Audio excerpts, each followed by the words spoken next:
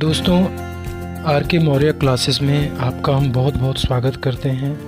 दोस्तों, आज हम जीएसटी में इनपुट टैक्स से रिलेटेड कुछ बातों को इस वीडियो के माध्यम से हम पहुंचाने की कोशिश करेंगे आपको।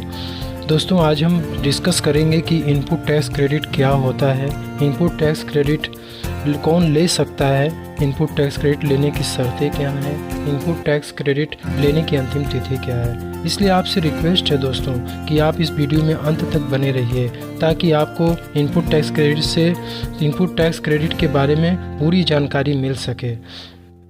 चलिए हम अपने वीडियो को शुरू करते हैं। दोस्तों, जो पहला क्वेश्चन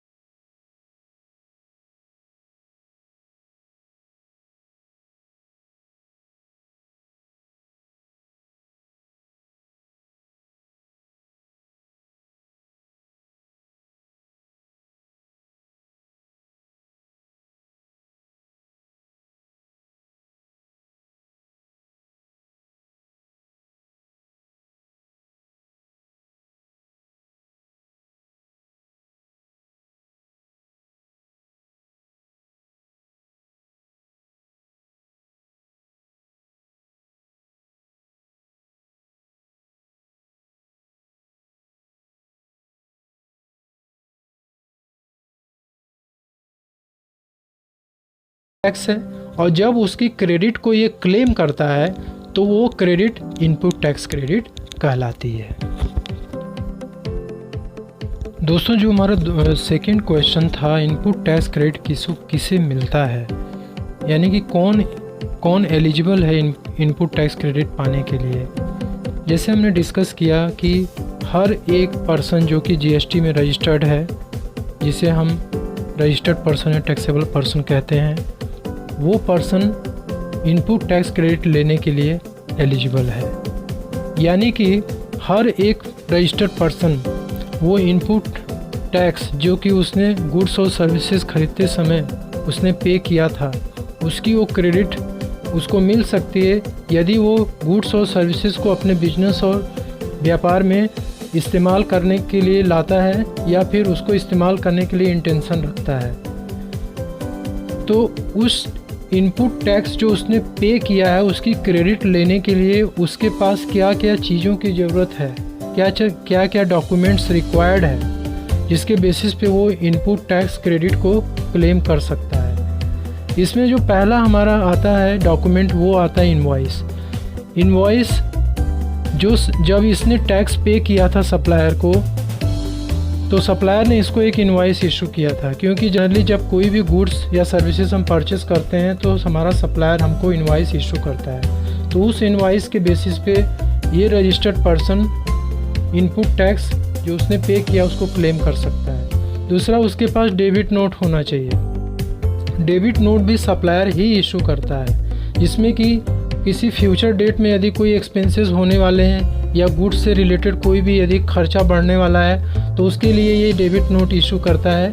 इसके बेसिस पे भी ये इनपुट टैक्स क्रेडिट को क्लेम कर सकता है। जो थर्ड पॉइंट है वो invoice issue under reverse charge mechanism. इसका मतलब ये हुआ कि जब ये रजिस्टर्ड पर्सन जब किसी भी सप्लायर से, जो कि एक अनरजिस्टर्ड सप्लायर है, उससे जब ये गुड्स या सर्विसेज परचेस करता है तो ये इनवॉइस खुद इशू करता है और खुद टैक्स पे करता है। तो इस इनवॉइस के बेसिस पर भी ये इनपुट टैक्स क्रेडिट को क्लेम कर सकता है। जो नेक्स्ट पॉइंट है वो होता है बिल ऑफ एंट्री, जो कि कस्टम्स एक्ट में इस्तेमाल किया जाता है। उसमें भी बिल ऑफ एंट्री यदि हमारे पास रहेगी तो हम इनपुट टैक्स क्रेडिट को क्लेम कर सकते हैं। जो नेक्स्ट डॉक्यूमेंट हमारा है वो है invoice issued by the input service distributor, या फिर credit note issued by the input service distributor. ये सारे डॉक्यूमेंट्स एक रजिस्टर्ड पर्सन या टैक्सेबल पर्सन के लिए रिक्वायर्ड हैं।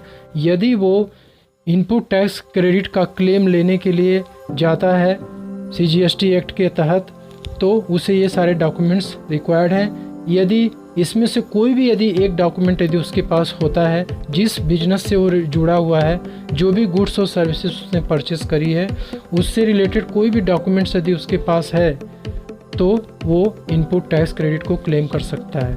जनरली इनवॉइस की हमें बहुत ज़्यादा रिक्वायरमेंट होती है। इनवॉइस हमारे पास होना चाहिए। यदि हम रजिस्टर्ड पर्सन है GST एक्ट में, तो हम कोई भी यदि परचेस करते हैं गुड्स और सर्विसेज का किसी भी रजिस्टर्ड पर्सन से, तो हमारे पास इनवॉइस का होना बहुत ज़रूरी है, क्योंकि इसी इनवॉइस के बेसिस पे हम इनपुट टैक्स क्रेडिट को क्लेम कर सकते हैं। तो ये है हमारा इनपुट टैक्स क्रेडिट को क्लेम करने के लिए क्या क्या डॉक्यूमेंट्स की हमें ज़रूरत पड़ती है, उसके बारे में हमने डिस्कस किया।